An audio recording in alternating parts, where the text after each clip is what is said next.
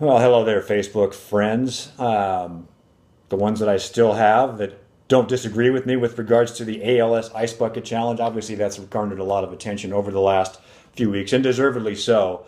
ALS is one of those diseases that not a lot of people really know about. But if you start talking to friends and family, no doubt there's somebody that you know or that your friends know that has been affected by it. Approximately 30,000 people right now currently suffer from ALS, and you think, well, that's not a big number. Why aren't there more?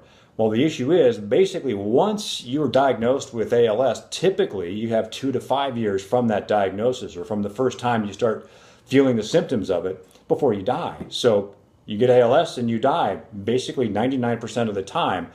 There's about 10% of the folks that actually live to another 10 years or so. That's pretty rare, and there's some cases like a Stephen Hawking who have lived for quite a while, although in a quite debilitated state with ALS.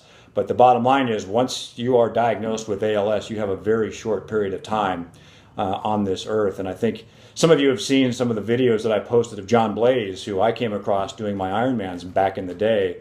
The video of him completing the 2005 Hawaii Ironman.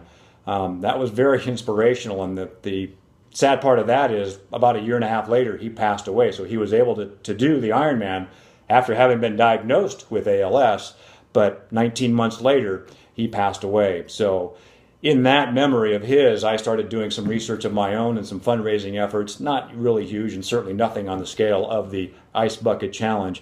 But I think it's important to know that ALS is a disease that is also closely related to Parkinson's and to Alzheimer's. And so any advance in research and development on any of those diseases parts will affect all of them. And it's just one of those things, again, it's such a heartbreaking thing because the brain is still there, the function is still there, it's the body basically starts shutting down. And I have known people and have seen people who have been through this, and it's just not a fun sight, and I cannot imagine the heartbreak of their close family and certainly of the person that's actually afflicted with this disease. So I'm not going to dump any water on my head today. What I am going to do is call out a couple of people that you can dump water on your head. You can research a couple of facts and post those, and then call out a few other people. That's kind of the point here. It's as much about the money as it is about the awareness of it and continuing to spread that awareness and continuing to become educated about this particular disease that they are still treating the same way basically that was treated 70 plus years ago when Lou Gehrig had it, and it received its nickname of Lou Gehrig's disease.